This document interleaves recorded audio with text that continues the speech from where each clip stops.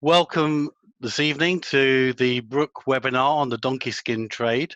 As I said, my name is Nigel Wilson.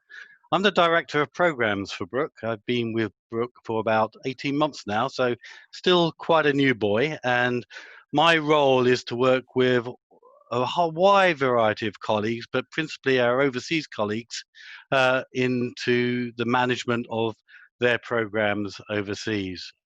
Um, this is a webinar which has really been requested by many of you and other supporters as well, and we're really pleased to be able to put it on, particularly this rather strange time that we're all living through as well.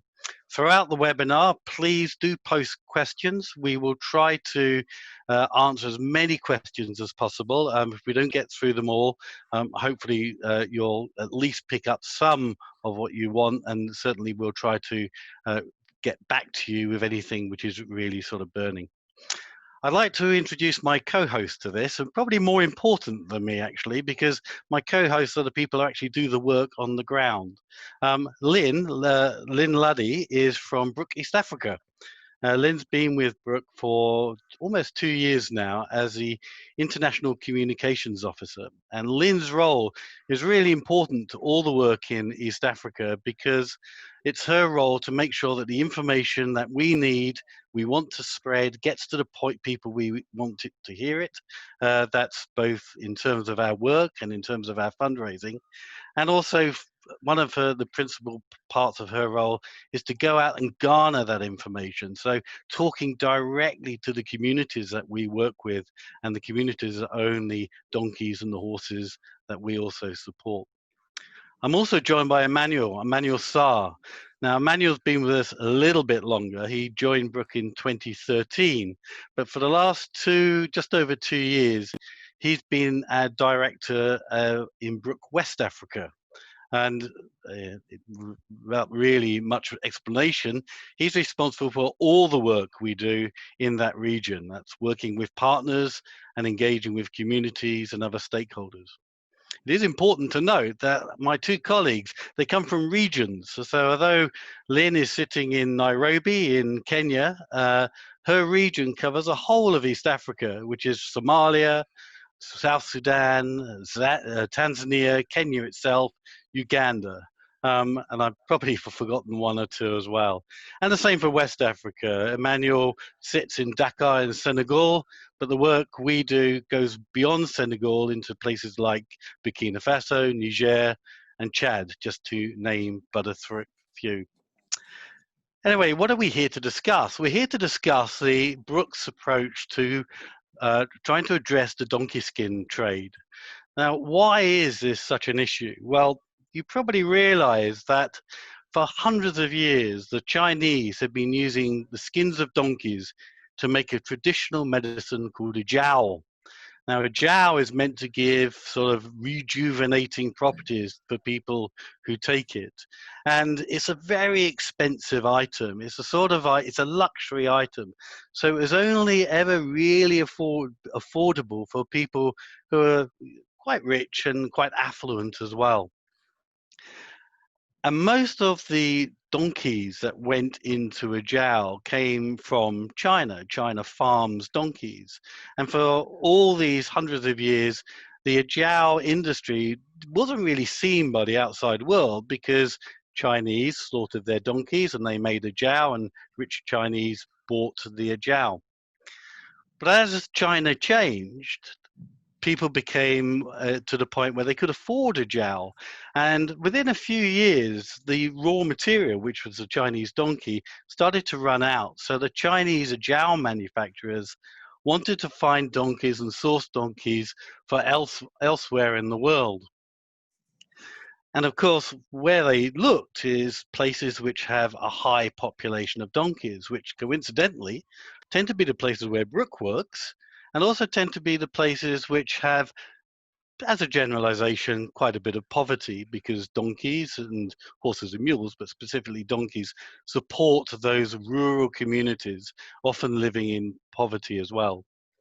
And they looked for countries where they could actually get the donkey skins, source of donkey skins. And also the countries they tended to look at were really keen to get things like hard currency as well. So there was opportunities. And one of those opportunities were places in East Africa. In 2018, well, before 2018, Brooke had been addressing this trade quite discreetly, working with governments to try to get governments to ban the trade. And then in 2018, something quite significant happened in Kenya. The fourth slaughterhouse opened in Kenya, and the taking of donkeys from the community, either legally or illegally, just went through the roof. It was exponential. And it was quite clear that although there was a real threat to donkeys worldwide, in Kenya, it was a real crisis. And we'll hear more about where that crisis was potentially taking us. And because Kenya was what we called the epicenter of this trade, it wasn't just Kenyan donkeys as well. It was donkeys from Ethiopia who being smuggled across the border to Kenya. It was donkeys from Tanzania. So Kenya was acting as a magnet for donkeys, not just from Kenya, but from all over the region as well. And in 2018, because of this, Brooke decided to make a bit of a sea change to how we address this trade and be a lot more overt and robust in what we called for. So since 2018, Brooke has been calling for a ban, a global ban on the donkey skin trade. And we sort of kicked it off really in Kenya because we've been doing quite a bit of work already before 2018 with the communities in Kenya.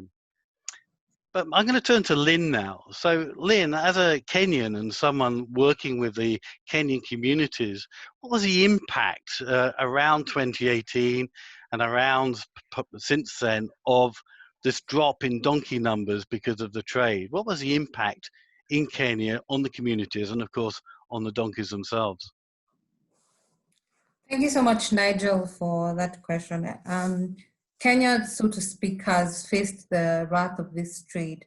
This is because, like most African countries, Kenya has remained a hub for the trade. And the impact of this trade has really been very dire, especially to the communities who depend on these working animals. For instance, the levels of poverty have gone high as a result of this trade. And you find that most communities who depend on this trade either lose their livelihoods because most of the donkeys that they use on a day-to-day is either stolen or slaughtered to feed the trade. Another impact and problem that arose as a result of this trade was the fact that the donkey numbers in Kenya drastically went down. And we also have a research by one of our government institutions on research that indicated that by 2023, if the trade continues as it is, donkey numbers in Kenya will be depleted by 2023. So those are real statistics and real figures that have been there.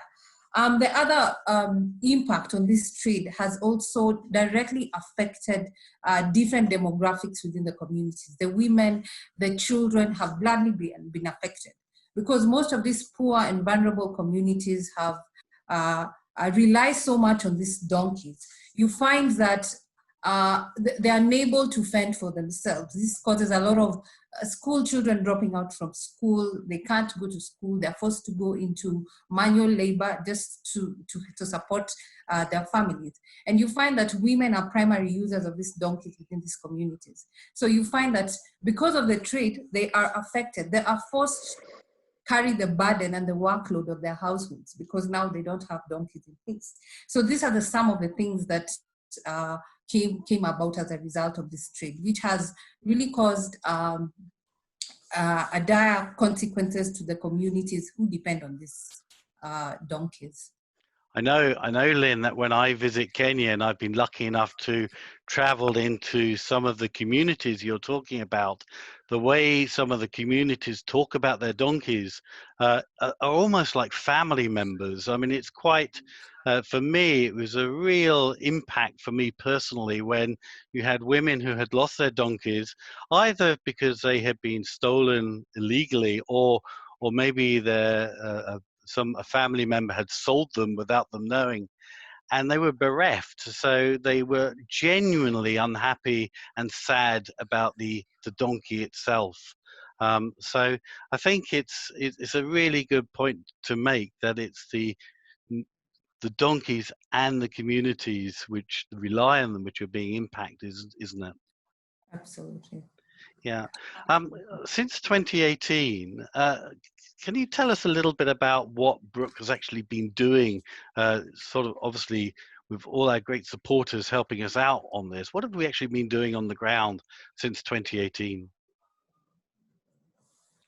So between 2016 and 2018, so to speak, Brooke has been increasingly raising awareness of the trade, because this is the period where the trade became rampant in the country. So working with communities to sensitize them and educate them on the importance of their donkeys and protection measures has been one of the key initiatives that Brooke East Africa and partners have been doing.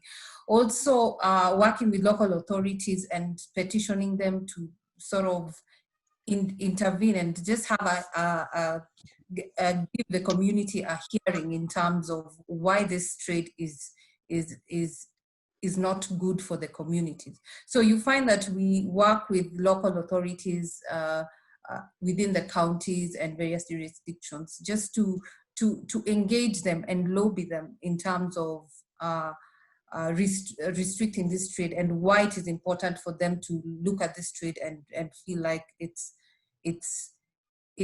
not a good trade. It's not sustainable for the communities and the people who depend on these donkeys. So a lot of lobbying with government, a lot of community actions and advocacy groups, small community groups is where Brooke has been focusing its activities on during this period of the trade, because the communities needed a voice and the donkeys needed a voice as well. I think, thank you for that, Lynn. I mean, I think it's a good point. Danny Chambers, one of our supporters, has sent a question about, are the donkeys stolen or sold? And I'm right in saying, I think that it is a bit of a mixture. You know, donkeys are sold legally, sometimes to the detriment of the families that are selling them. And then there has been quite a bit of theft. And I know Brooke has been working to reduce the theft with communities and trying to educate the community on the value of their donkeys to try to stop them selling them for the trade. Is that right? Yes, absolutely, Nigel. That is quite accurate.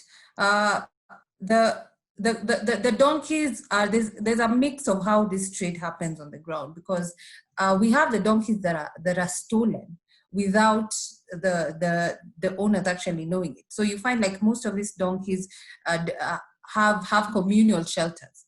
So most of these middlemen who come steal the donkeys and they are taken to the slaughterhouse. But on the flip side, we also have situations where now community members are coerced and forced to sell their donkeys because they risk their lives having the donkeys, and these thieves coming into their homestead to invade them. So you find it's a mix of the theft and selling of these donkeys.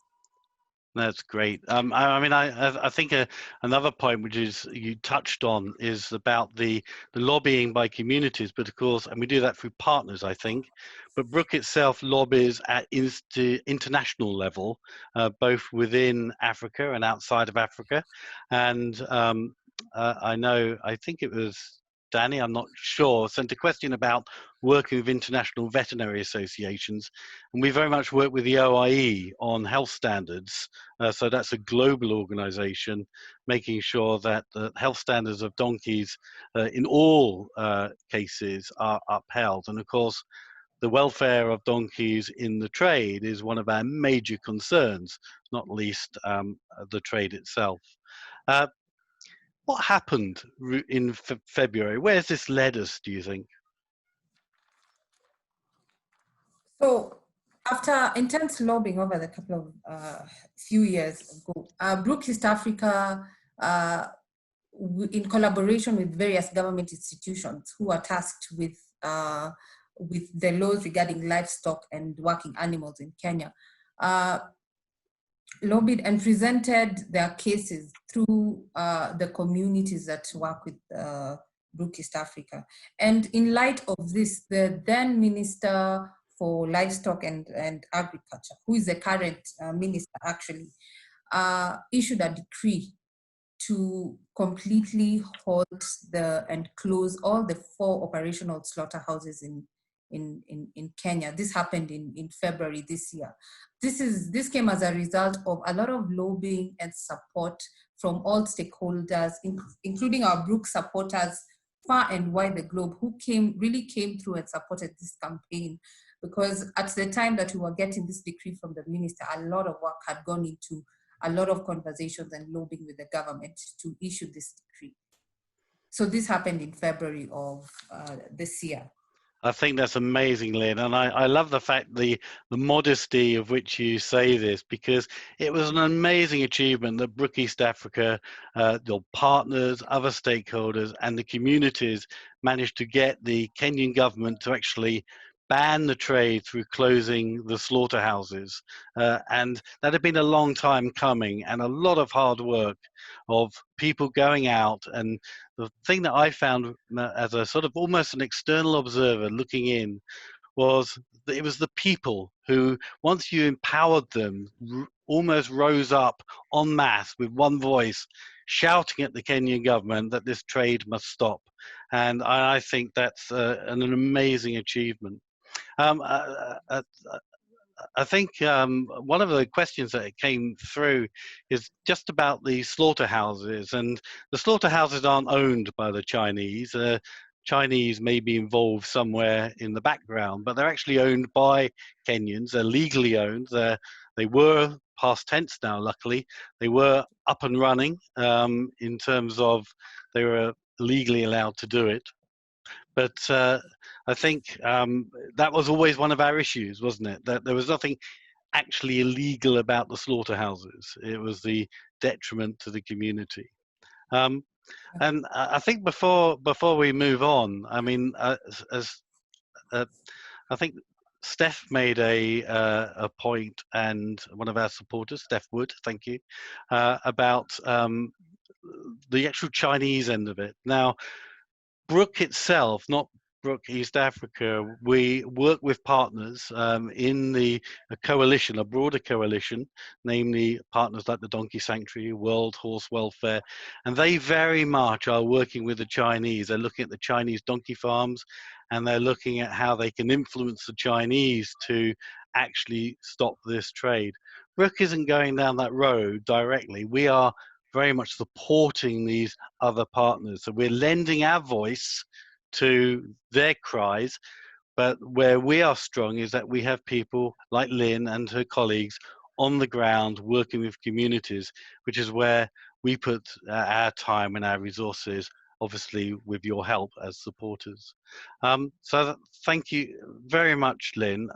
Emmanuel, if I could just turn to you. I said at the beginning that although we focused initially, Brooke, on Brooke East Africa high profile, this actually is a global trade. And we hear stories of the trade in Brazil, the trade in the Balkans. But of course, one of the places where the trade is still quite rife is in West Africa. So can you just tell us a little bit about the donkey skin trade in West Africa, Senegal, and other places around that, please?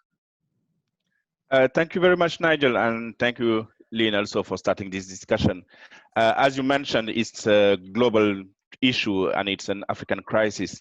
The history is a bit different in West Africa as in East Africa. In West Africa, it started in 2016 and mainly in Senegal, and it was quite anecdotal. In fact, there were 2 people found skinning a donkey in an illegal slaughterhouse and in an illegal place, and they were arrested by the police.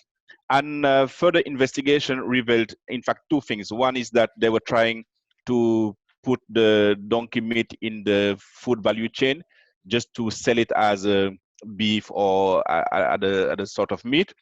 And as you know, Senegal is a secular country, but with 95% of Muslims. So the consumption of donkey meat is prohibited, forbidden.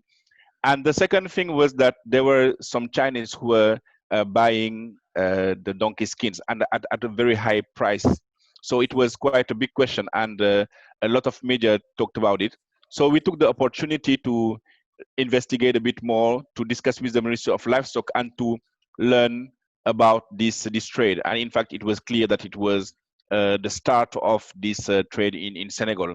So we involved a lot the media in Senegal, and very quickly, with the support of the Ministry of Livestock, a ban was taken. So it was in April 2016 that the Senegal took a ban to prohibit to ensure that this trade is no longer happening in Senegal.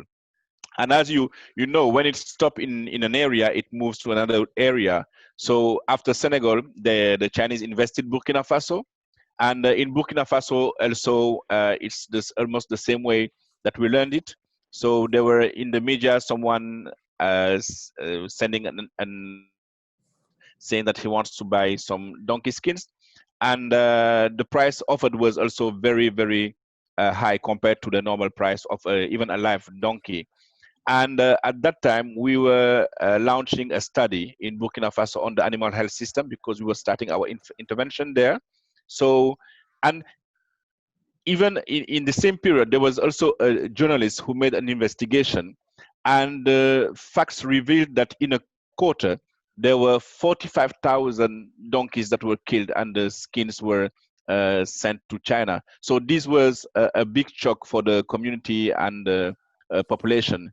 So during the feedback session, the restitution of our study, we invited this journalist to come and talk about the trade, but we also invited the one official from the Ministry of Livestock of Senegal to come to Burkina Faso and to talk about the Senegalese example.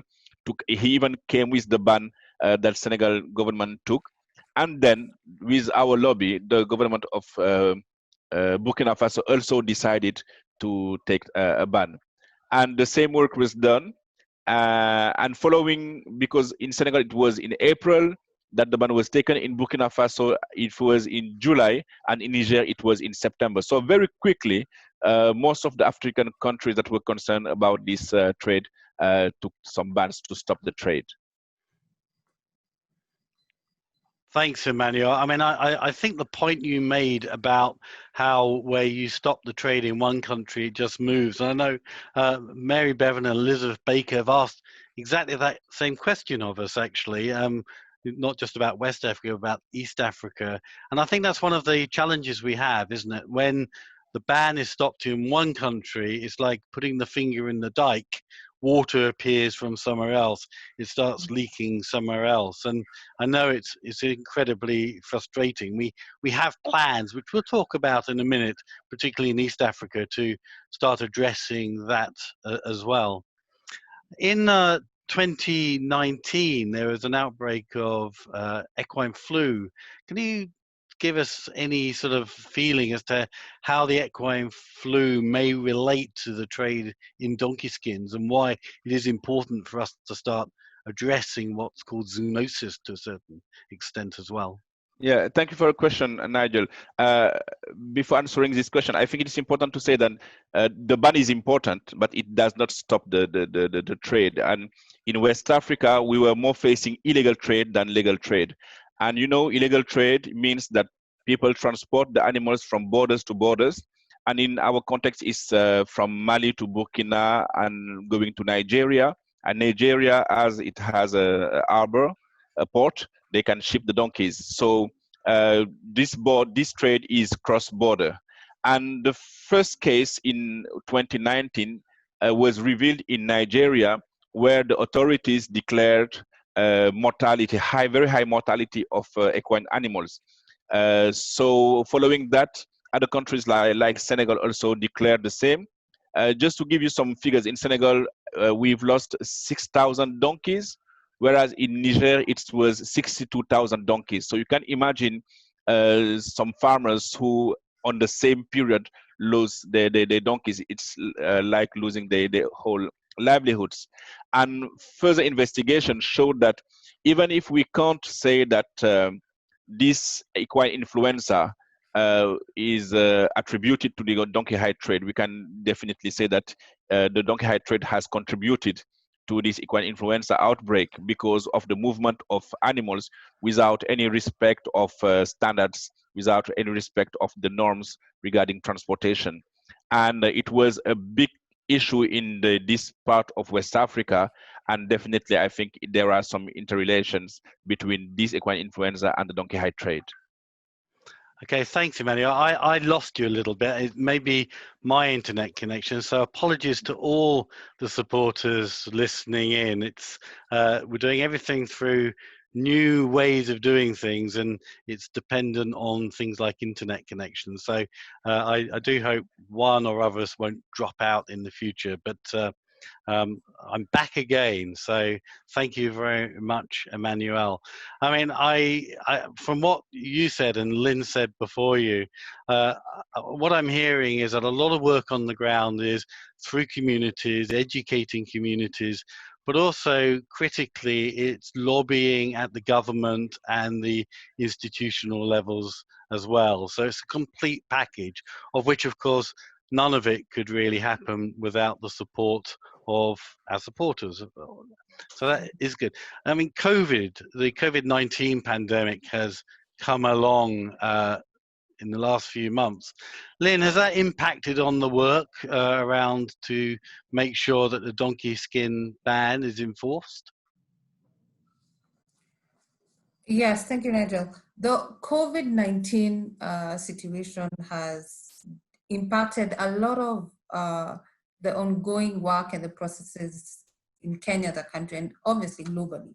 And in particular, in regards to our work, a lot of activities and initiatives have slowed down. This is because we have restricted movement and a lot of cessation of movement within our country programs and even within the borders in East Africa.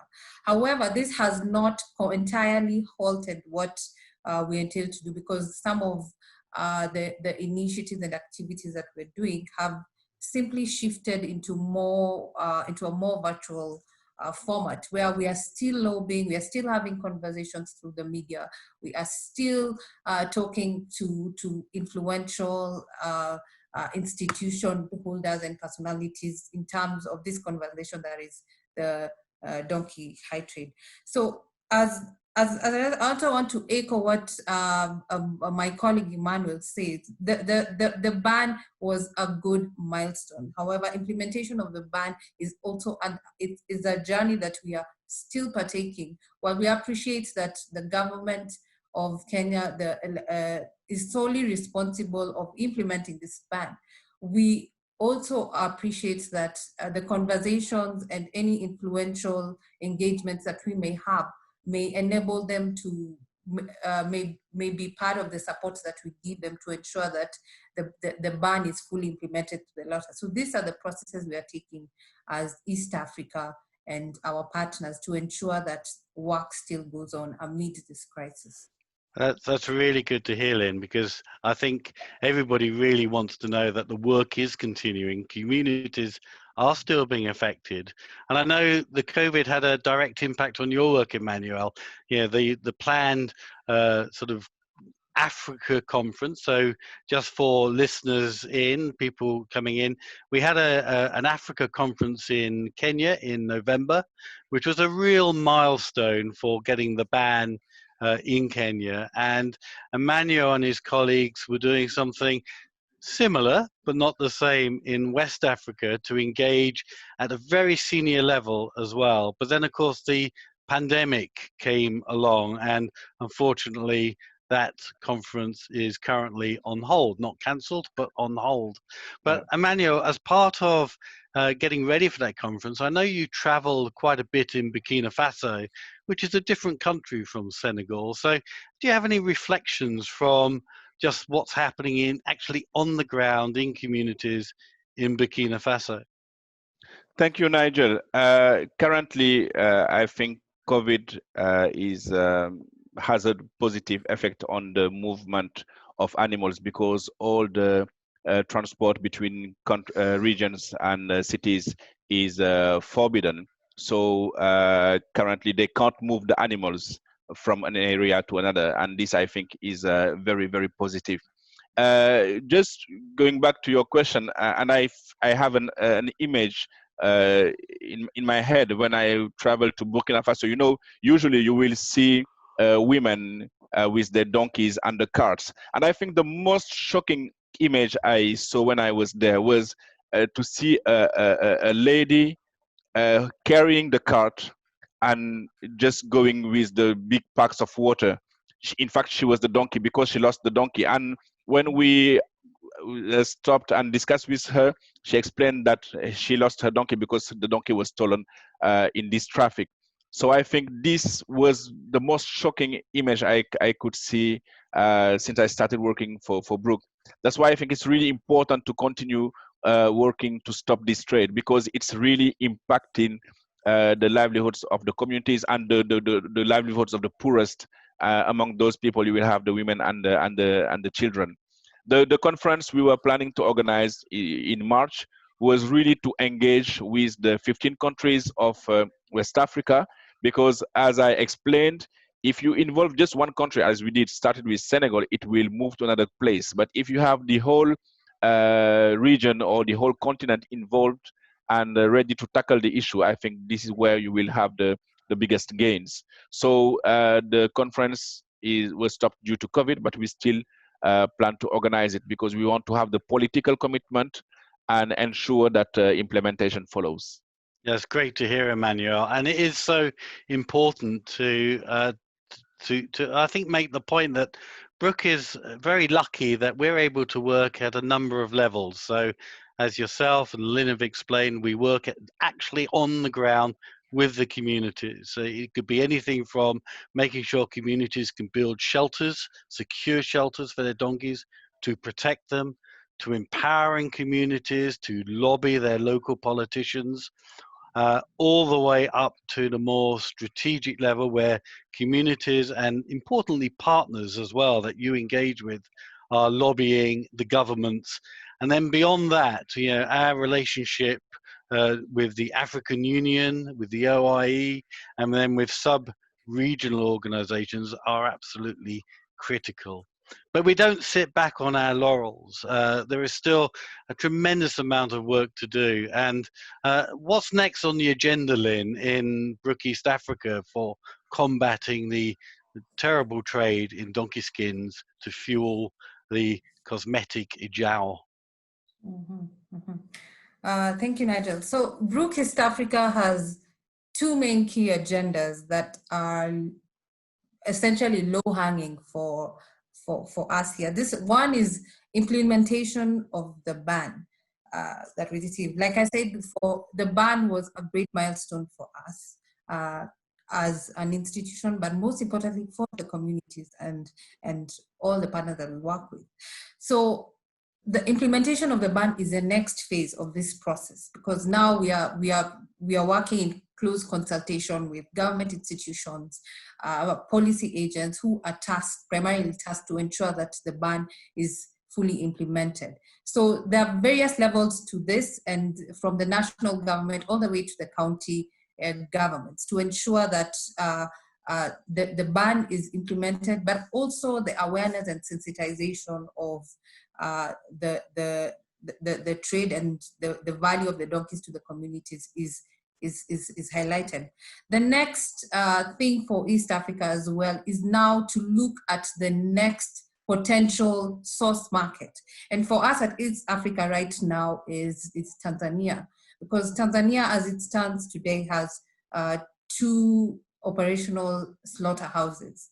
And you know, Kenya being a hub of East Africa, most of the countries around the region look up to what Nairobi and Kenya is essentially doing and how it's moving. Then they sort of technically peg that on most of the decisions that they do. So key for us on the agenda is to ensure that the slaughterhouses in Tanzania do not provide a haven for this trade. And one of the things we are doing and working with partners in Tanzania is to lobby and work with government officials to to seize the renewal of licenses, which happens to be actually end of this June that we're speaking. So the Tanzanian government, the slaughterhouses are operational on periods. So they renew licenses for a period of every 6 months. So the lapse of the current 6 month ends in 30th of June. So one of the things is engaging the local government of Tanzania and the Ministry of Livestock, who is tasked with this licensing of this slaughterhouse, to lobby and influence to ensure that the licenses are not renewed. So these are the primary. This is what we're primarily focusing on as at now, given the situation that we're operating, that is COVID. Thank you, Lynn. I mean, it's great. I used to live. I was lucky enough to live in Tanzania for a couple of years, and I know just like Kenya, they rely so heavily on their donkeys as well, and sort of making sure that because donkeys can't be slaughtered in Kenya because of the ban, they then don't start migrating towards Tanzania, I think is really important. And I understand that part of your activities is actually to use the press in Tanzania and actually take our advertising space to really push that message across. And I think up on the chat panel, there's a Just Giving page for anybody who's interested in finding out a little bit more about that and hopefully supporting it as well. Steph wrote in about just to check that just because the slaughterhouses are closed, there is still if there's a welfare need, donkeys are legitimately being taken care of. And I'll say, but please, do pop in.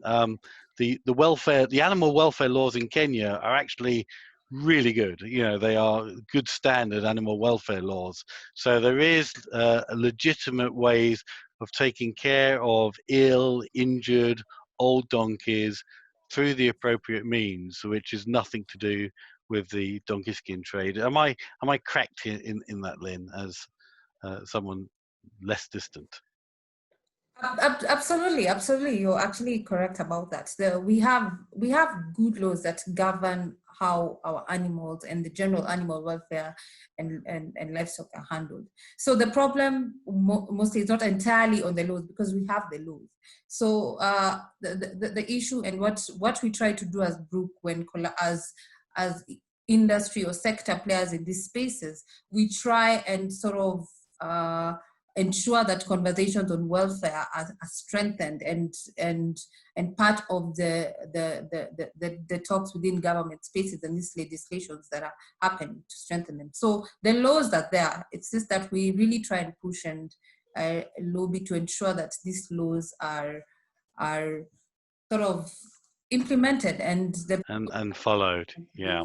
Followed well, I'm keeping my fingers crossed that we make some great successes in Tanzania as well. I was always noted that at all the meetings I've been to with your partners in Kenya, the Tanzanians have always been in attendance. So I think there's a great unity in trying to drive through this really important sort of mission that Brooke now has in a really unified way as well.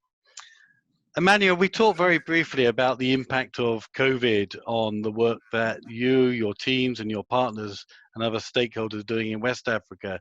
But COVID will sort of release its grip on us sooner rather than later. So what next for West Africa? Okay, thank you, Nigel. I would say number one priority would be the conference, definitely, because it's really important to have this engagement of the different stakeholders and politicians. But I think number two would be to continue our lobby work. And one of the key work we did this year was to support the government of Burkina Faso to update the bylaw. The one that was taken in 2016. We noticed that there were some loopholes and there were some weaknesses. Number one weakness was that the populations or the different stakeholders were not aware of the provisions of the bylaw. So it was really important to talk about it in the media using the TV and the radio. We also organized some workshops to sensitize on the provision of the bylaws. One of the weaknesses of the bylaw was that there was no penalty or fine on the bylaw. So when, for example, someone is arrested with a truck or lorry full of donkey skins, they would just take the skins, they burn it, and they will release the person.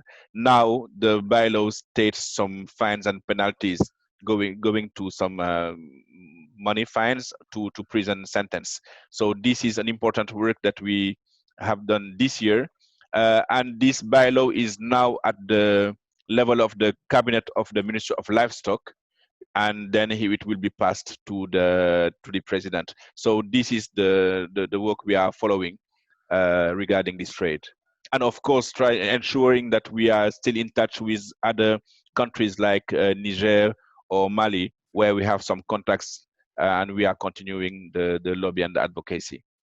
No, thank you, Emmanuel. And I think that's great as well. And that we're also working at the African Union level, the OIE level, and the FAO level in partnership with other Brooke organizations around the globe. I think you've certainly got your hands full in West Africa. And of course, we haven't even yet touched on the countries which aren't on our radar as well. A question did come up from Bex in London that was about whether Brooke is just working on this alone. And I touched on this a few minutes ago. I mean, very much not. This is, so Brooke is calling for a global ban, and we're a very loud voice in that. But there's a lot of other work with our sort of what we call the International Coalition for Working Equids, ICWI, going on around the globe as well. So there are organizations working in Brazil, there's organizations working in Mexico. And although we may not be putting our resources directly into those areas, geographical or otherwise, we're very much lending our voice to this sort of global demand to address this this trade in donkey skins for a jowl as well. Just looking at my sort of little question monitor here, Daniela, you asked the question, did we manage to rescue donkeys, or is it very difficult to track them once they are sold or stolen? We don't go out to rescue donkeys, but I know Lynn's got an amazing story of a large group of donkeys which were seized by the police in East Africa and corralled at a local police station. I think it was in Thika, which is not too far from Nairobi. And what Brooke did is, with partners, and I keep mentioning partners because they're so critical to our work, then Brooke made sure that those donkeys probably could not be returned to their owners because there's no microchipping on donkeys, no tracking of ownership, but made sure that those donkeys' welfare was covered, their immediate needs were taken care of, and then they were rehomed. I think I'm right in saying that, Lynn? Yeah, absolutely, absolutely. That was a very interesting incident because these donkeys were on their way to a slaughterhouse before they were entrapped. So it's one of those things that Brooke and partners on the ground are doing. And just as a result of sensitization and raising awareness, we were able to curtail that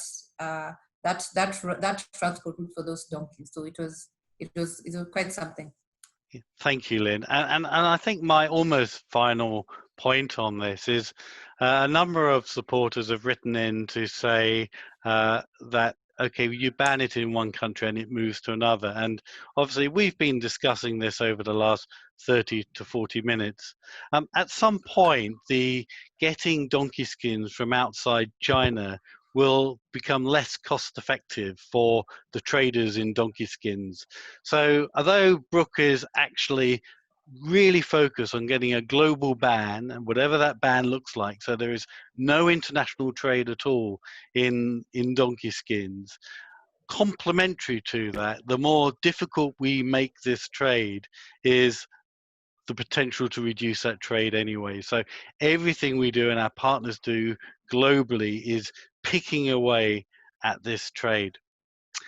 We're almost out of time, and I just want to thank my fellow hosts, my the speakers. That's Lyne and Emmanuel. Lyne in Nairobi and Emmanuel in Dakar in Senegal. So thank you very much for your time. I'll finish how I started. It's you guys that do the work, and I think every time I talk to you, I get humbled. So thank you very much as well. I want to thank all the participants and those that couldn't join us, all the supporters of Brooke. We've only just touched a little bit on the work that Brooke does.